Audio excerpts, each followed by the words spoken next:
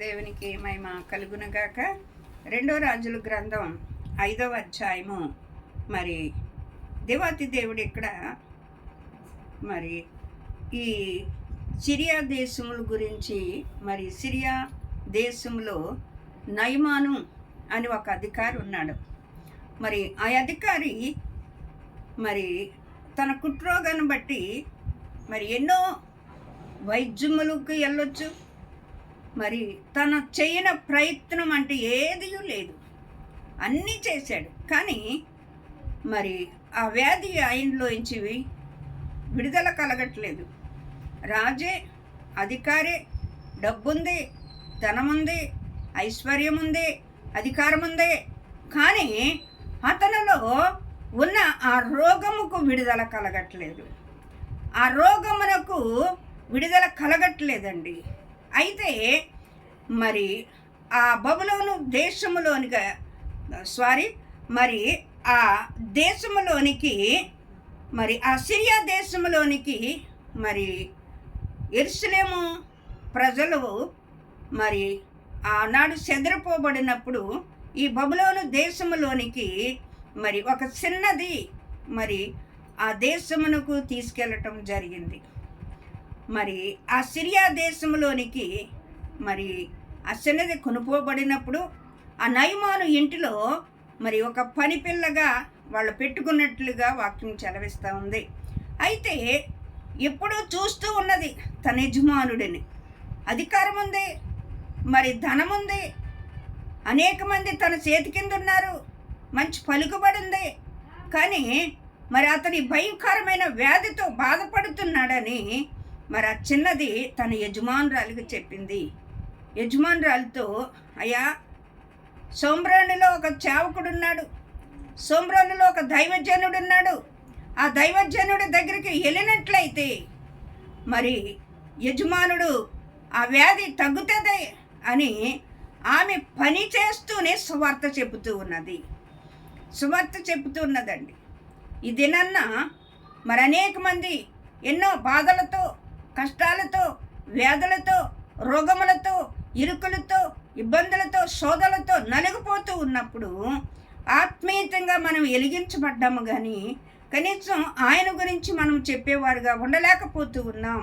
మన పని పాటలను బట్టి మనం ఎవరికి ఆయన మాటను మనము ప్రచురము చేయలేని వారుగా ఉంటూ ఉన్నాం. కానీ అక్కడ పనిచేస్తూ ధైర్యంగా చెప్పగలుగుతూ ఉన్నది. ఆ చిన్నది ధైర్యంగా చెప్పగలుగుతున్నది. ఆ యజమానురాలికి ఎప్పుడైతే చెప్పిందో ఆ యజమానురాలు తన యజమానుడికి చెప్పింది. తన యజమానుడికి చెప్పినప్పుడు తన పనివారిని తీసుకుని మరి అనేకమైన కానుకలు తీసుకుని, అనేకమైన వస్త్రాలని, మరి అనేకమైన ఎండి బంగారములు, మంచి దుత్తులు తీసుకుని మరి మరి ఆ సోమ్రోన్కి వెళ్ళినట్లుగా మనం చూస్తున్నాం. ఆ సోమ్రోను ప్రదేశంలో ఉన్నప్పుడు మరి పలానా మరి సిరియా దేశం నుండి మరి ఆ రాజు వచ్చాడు, తన పనివారిని తీసుకుని వచ్చాడు అని మరి చెప్పినప్పుడు ఎలీషా పరిగెత్తుకుంటూ బయటికి రాలేదు కానండి, మరి ఒక పనివాడిని పంపించి, ఇదిగో అక్కడ ఒక యోర్దాను ఉంది, అందులో 7 మార్లు మొలగమను అని చెప్పాడు. ఆ 7 మార్లు మొలగమని చెప్పిన ఆ మాట మరి రాజుకి సమ్మతించలేదు.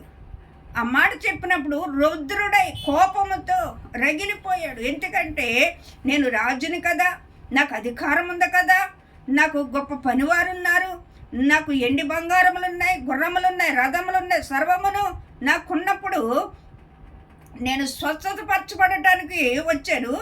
అతడు వచ్చి చెయ్యవేసి పారదీస్తాడేమో అనుకుంటే మనిషే కాపాడుకోకుండా మాట మాత్రము చెలవిస్తూ ఉన్నాడు అని ఎంతో కోపంతో వెనక్కి తిరిగి వెళ్ళిపోతూ ఉన్నాడండి. మనము కూడా గర్వంతో, అహంకారంతో, అహంభావంతో, క్రోధముతో దేవుని కార్యాన్ని చూడలేకుండా ఉంటూ ఉన్నాం. మనలో ఉన్న గర్వపు కుష్టు, మనలో ఉన్న అహంభావం అన్న కుష్టు మనలో ఉంటే దేవుని కార్యాలని చూడలేమండి. ఎవరు దీనుడైన మాట విని వణుకుచున్నాడో వాడినే నేను దృష్టించుచున్నానన్నాడు దేవుడు. మరి నయమాను గర్వంతో వెళ్ళిపోతూ ఉన్నప్పుడు, క్రోధముతో వెళ్ళిపోతూ ఉన్నప్పుడు అందులో ఒక పనివాడు అంటాడు కదా, అయ్యా ఎన్నో చేసావు, ఎన్నో తిరిగావు, ఎన్నో చేసావు, ఇంతకన్నా గొప్ప పని చేయమంటే నువ్వు చేయవా? వాటికంటే ఇతడు చెప్పింది తేలికైందే కదా, వాగ్దాన నదులు 7 మార్లే కదా మొలగమని చెప్పాడు, చేస్తే ఏమైందని సాత్వికముతో మంచి మనస్సుతో మరి అతన్ని ఒప్పింపజేశాడండి. సాత్వికులు ధన్యులు అని దేవుని వాక్యం చెలవిస్తూ ఉంది. అతడు చెప్పిన ఆ మృదువైన మాట, మృదువైన మాట అంటే క్రోధాన్ని చల్లారుతుందంట. ఆ మృదువైన మాట ఆ క్రోధాన్ని చల్లార్చి మరి ఐక్యత పరుస్తుందంటండి. మరి ఆ పనివాడు కూడా ఆ నయమానుతో ఏకీవించకుండా, అయ్యా ఏం బరువైన పని చెప్పాడని తిరిగి వెళ్ళిపోతూ ఉన్న కోపంతో, మరి ఆ ప్రవర్త చెప్పింది ఆ యోర్దాను నదిలోనికి వెళ్ళి 7 మార్లు మొలగమనే కదా, అది తేలికైన పనే కదా, ఎన్నో బరువైన కార్యాలు నువ్వు చేసావు ఈ వ్యాధి పోగొట్టుకుంటానికి, ఎక్కడెక్కడికో తిరిగావు, ఎన్నో డాక్టర్ల దగ్గరికి వెళ్ళావు, ఎన్నో వైద్యుల దగ్గరికి వెళ్ళావు, ఎన్నో పరిస్థితులు తిరిగి తిరిగి తిరిగి తిరిగి ఉన్నావు, ఏసారిపోయావు, నలిగిపోయావు. ఇప్పుడు చిన్న పని చేయమంటుంటే ఇంతకై అంత కోపంతో అంత గర్వంతో వెళ్ళిపోతున్నావు అని తన పనివాడు చెప్పాడండి. గర్విష్ఠులకి దేవుడు దూరస్తుడు అని రాయబడి ఉందండి. గర్విష్ఠులు గర్వాన్ని అనిసేవాడై ఉన్నాడు. దేవుడి పక్షాన మనం ఏదైనా పొందుకోవాలి అని అంటే దీన మనస్సు కలిగి మనం పొందుకోవాలండి. దీన మనస్సు కలిగి మనం పొందుకోవాలి, దీనత్వంతో మనం పొందుకోవాలి. కానాశ్రీ తన కుమార్తె కొరకు మరి ఎంత ప్రాధాయపడి మరి కూడా కూడా కూడా కూడా తిరిగి బతులాడుకుంటుంది, కానీ ఆయన సమాధానం ఇవ్వడు. శిశువులు తీసుకొచ్చయ్యా ఈమెకి ఏదోటి మాట సమాధానం చెప్పా వెళ్ళిపోతుంది అన్నప్పుడు, ఇశ్రాయేలు నశించుచున్న గొర్రెల యొద్దకే కానీ నేను ఎవరి యొద్దకు పంపబడలేదు అని యేసు ప్రభు వారు అంటారు. పిల్లల మొక్కలు తీసి కుక్కలకు వేయటం అరుదు కాదన్నప్పుడు యుక్తము కాదు అంటాడండి. అయ్యా యజమానుడు బల్ల మీద తిని మొక్కలు కుక్కలు కూడా తింటాయి కదయ్యా. అయ్యా నా కుమార్తె బహు బాధతో ఉందయ్యా, వేదనతో ఉందయ్యా, నా కుమార్తె బాధను నేను చూడలేకపోతున్నానయ్యా, నా కుమార్తెకి ఒక్క ముక్కైనా కుక్కనే అనుకునైనా అని ప్రాధాయపడి బదులాడి కూడాపడి కూడాపడి కూడాపడి కూడాపడి వెంబడించి ఆయన ఎదికిందండి. ఎదికే వారికి దొరుకుతాడు, ఆయన తట్టేవాడికి తీస్తాడు. దివాతి దేవుడు ఆయన వద్దకు వచ్చే వారిని ఎంత మాత్రం ఉత్తి చేతులతో పంపించడు. ఆయన ఘనశ్రీత అంటాడు, అమ్మా నీ విశ్వాసము గొప్పది గొప్పది అంటాడండి. ఎప్పుడైతే ఈ నయమానుతో తన పనివాడు చెప్పిన మాట సరే ఇంతగా చెప్పుతున్నాడు కదా అని తను తాను తగ్గించుకుని తను తాను కోపాన్ని అణిసివేసుకుని యొర్దాను నదిలోనికి వెళ్ళి 7 మార్లు ములిగాడండి. 6 మార్లు ములిగేటప్పటికి ఏమీ లేదు, 7వ మారు ములిగి తేలేటప్పటికి పచ్చిపిల్ల దేహం వలె తన దేహం మారిందంటండి. ఎంత అద్భుతం, ఎంత ఆశ్చర్యము! దేవుడు మాట తన దాసులు నోటను పెడతాడండి, సేవకుల నోటను పెడతాడు, ఆయన భక్తుల నోటను పెడతాడు.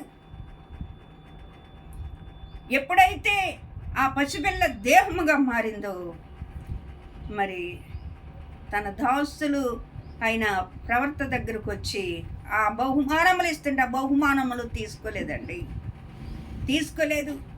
నయమాను అంటాడు, ఇదిగో యెహోవా జీవముతోడు నేను ఏమీయో తీసుకోనని నయమానుతో చెప్పినప్పుడు నయమాను మరి అవన్నీ చూచి తిరిగి తిరిగి తిరిగి తిరిగి ఆసారి మరి ఎంత డబ్బు ఖర్చు పెట్టాడో, ఎన్ని బహుమానాలు ఎంతమందికి ఇచ్చాడో, ఎంత డబ్బు దారబోసాడో. కానీ దేవుడు అంటాడు, మీరు ఉచితంగా ఇచ్చారు, ఉచితంగా పొందుకోండి. మీ దేవుడు అంటాడు, నేను ఉచితంగా మీకు ఇచ్చాను, దాన్ని మీరు కూడా ఉచితంగా ఇవ్వండి అంటాడు. మరి నయమాను దగ్గర ఏమీ తీసుకోలేదండి, ఆశపడల. కానీ నయమాను గుర్తించగలిగాడండి. అమ్మో, ఎన్నో దేవతలు, ఎన్నో దేవుళ్ళు తిరిగాను. యెహోవాయే జీవము కలిగిన దేవుడు, యెహోవాయే సర్వమును సృష్టించిన సృష్టికర్త అయిన దేవుని గణపరచినట్లుగా మనం చూస్తూ ఉన్నాం. ఆయనే నిజమైన దేవుడు, ఆయనే సర్వాధికారి, ఆయనే దేవుడు. ఎందుకంటే నయమాను ఎన్నో దేవతలకు మొక్కుంటాడు, ఎన్నో దేవుళ్ళకు మొక్కుంటాడు, ఎన్నో మొక్కులు మొక్కుకుని ఉంటాడు, ఎన్నెన్నో తిరిగి యాత్రలకు తీర్థాలకు ఎన్నో తిరిగి ఉంటాడు, యాచారి ఉంటాడు. కానీ ఒక్క చిన్న కార్యము చేయగానే, చిన్నగా దేవునికి లోబడగానే అతనిలో ఉన్న కుష్టి వెళ్ళిపోయిందండి. ఇంకా ఒకవేళ మన హృదయం అన్న మనసులో ఇంకా కుష్టి అన్న వ్యాధితో మనం ఉంటూ ఉన్నామేమో, అసూయతో, క్రోధముతో, మత్సరములతో, మరి దేవునికి అయస్సకరమైన పనులు చేస్తూ, దేవునికి ఇష్టం లేని కార్యాలు చేస్తూ, ఇంకా మన హృదయంలో ఉన్న కుష్టి మనలోంచి పోవట్లేదేమో, అందుకనే మన పరిస్థితులు అలాగే ఉంటూ ఉన్నాయేమో. ఒక్కసారి నిన్ను నీవు తగ్గించుకుని దేవుని ఎదుట దీన మనస్సు కలిగి ఉంటే, దేవుని ఎదుట నువ్వు నిలబడి దేవునికి నువ్వు ప్రార్థించి, అయ్యా ఇదిగో నేను నీ పాదాలు పట్టుకుంటున్నానయ్యా, అయ్యా దీన మనస్సు కలిగి నీ పాదాల కాడ అడుగుచున్నాను, ఈ పరిస్థితుల్లో ఉన్నాను, ఈ బాధలో ఉన్నాను, ఈ శరీర వ్యాధులతో ఉన్నాను, లేతే ఈ కుటుంబంలో ఇలాంటి పరిస్థితుల గుండగా నేను వెళుతూ ఉన్నానని నువ్వు దేవుడిని అడిగినట్లయితే, నయమాన్ని విడిపించిన దేవుడు, నయమాన్ని స్వస్థపరిచిన దేవుడు, నయమాన్ని పసిపిల్ల దేహంలాగా మార్చిన దేవుడు నిన్ను కూడా మార్చడానికి ఆయన ఇష్టపడుతూ ఉన్నాడు. నిన్ను కూడా బాగు చేయడానికి ఇష్టపడుతూ ఉన్నాడు. నీ కుటుంబాన్ని బాగు చేస్తాడు, నిన్ను బాగు చేస్తాడు, నీ కుటుంబాన్ని ఆశీర్వదిస్తాడు, నీ బిడ్డలను ఆశీర్వదిస్తాడు, నీకున్న సమస్తమును ఆశీర్వదిస్తాడు, దీవెనకరంగా మారుస్తాడు. ఆయన ఏమైనానూ చేయగలిగిన దేవుడు, అలాంటి శక్తి కలిగిన దేవుడు, అలాంటి బలము కలిగిన దేవుడు. ఒక చిన్న మరి యవనస్తురాలు చెప్పిన మాటను బట్టి నయమానుకి విడుదల కలిగింది. మరి ఆ సిరియా దేశమంతా సాక్షిగా నయమాను ఉన్నాడు. ఒక రాజు కదండి, ఒక రాజుకి స్వస్థత కలిగితే మరి దేశములందరూ కూడా అందరూ వచ్చి అడుగుతారు, అయ్యా ఎన్నో తిరిగావు, ఎన్నో తెచ్చావు, ఎక్కడ స్వస్థత కలగలేదు, మరి ఎక్కడికి వెళ్ళి నువ్వు స్వస్థత పరచబడ్డావు అని అడుగుంటారు. మరి పలానా సోమ్రోనులో వెళ్ళాను నేను, అక్కడ ఒక ప్రవర్త ఉన్నాడు, అతడు యెహోవా నామం పేరటున్న ప్రవర్త. అతడు ఏమీ చెప్పలేదు, 7 మార్లు యొర్దాను నదిలోకి వెళ్ళి మొలగమన్నాడు. నేను గర్వించిన ఆయన నా పనివాడు నాకు చెప్పిన మాటలను బట్టి నేను వెళ్ళి ములిగానంతే, నాకు విడుదల కలిగింది. దేవుని మాటలో విడుదల, దేవుని మాటలో బంధకాలు తెగిపోతాయండి. దేవుని మాట ద్వారా సమస్తమునున్నది లేనిదిగా మార్చగలిగిన దేవుడు ఆయన. నయమాను విడిపించిన దేవుడు, నయమాను స్వస్థపరిచినది, నయమాను బాగు చేసిన దేవుడు. నిన్ను కూడా బాగు చేయడానికి ఆయన ఇష్టపడుతూ ఉన్నాడు, నిన్ను కూడా స్వస్థపరచడానికి ఆయన ఇష్టపడుతూ ఉన్నాడు. ఏ శరీర బలహీనతతో ఉన్నావో, ఏ శరీర రోగముతో నలిగిపోతూ ఉన్నావు, ఏ శరీర బలహీనత ద్వారా నువ్వు చీకుపోతూ బాధపడుతూ, నాకు ఈ రోగం తగ్గదా, నాకు ఎప్పుడు విడుదల కలుగుతుంది, నాకు ఎప్పుడు స్వస్థత కలుగుతుంది అని నువ్వు అనుకుంటున్నావేమో. ఆయన గాయముల వలన మనకు స్వస్థత, మన వ్యసనములన్నీ ఆయన భరించాడు, మన వ్యాధులన్నీ ఆయన సహించాడు, మన మన మన దోష శిక్ష ఆయన మీద మోపబడి ఉన్నది. నువ్వు దేవుని దగ్గర అడిగినట్లయితే, దేవుని దగ్గర నువ్వు మోకాళ్ళేసి ప్రార్థన చేసినట్లయితే, ఆయన కలవరి రక్తములో కార్చిన రక్తము ద్వారా నిన్ను ప్రోత్సహింపచేసి, ఆయన పొందిన గాయముల ద్వారా నిన్ను స్వార్థపరిచే దేవుడై ఉన్నాడు. నమ్ము, విశ్వసించు, దేవుని కార్యాలను చూడు. దేవుడి కొద్ది వాక్షంతో నేను దీవించునుగాక. ఆమె.